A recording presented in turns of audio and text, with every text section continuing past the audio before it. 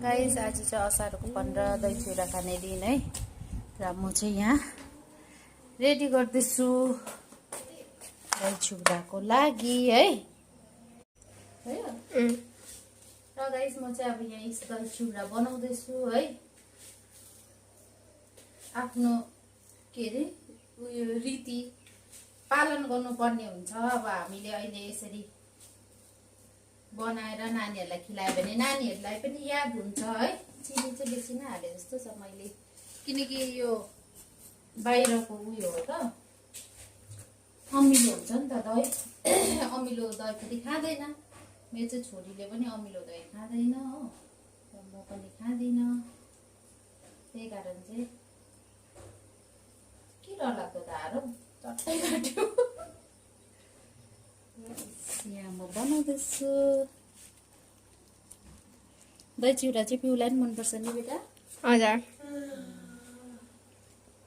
अब अमिलो छ कि कस्तो छ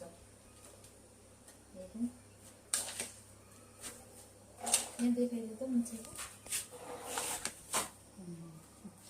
दही त कम्ती नै भएछ कि, अझै अर्को दही लिएर आएको राम्रै भएछ। यो दही पनि हाल्छु म।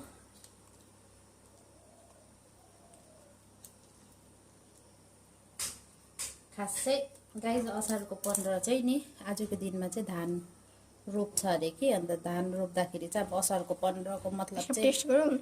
एकछिन म गरिहाल्छु। हतार भकेर न फेरि एउटाले टेस्ट गर्नु।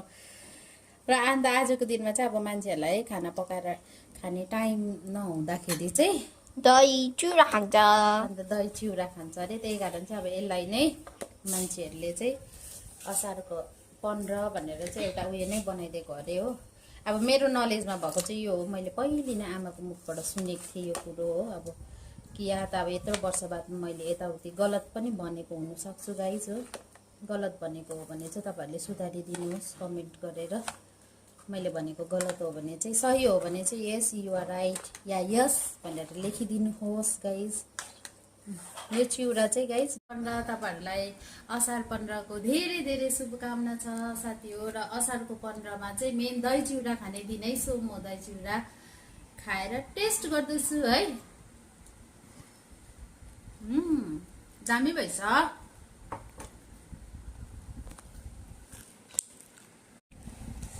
कस्तो भएछ? दामी भएको छ?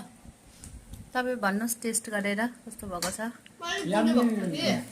लु दुईजनाले भनिदेऊ ह्याप्पी असार 15। दही चिउरा खाऊला। दही चिउरा खाऊला, सालमा आम खाऊला।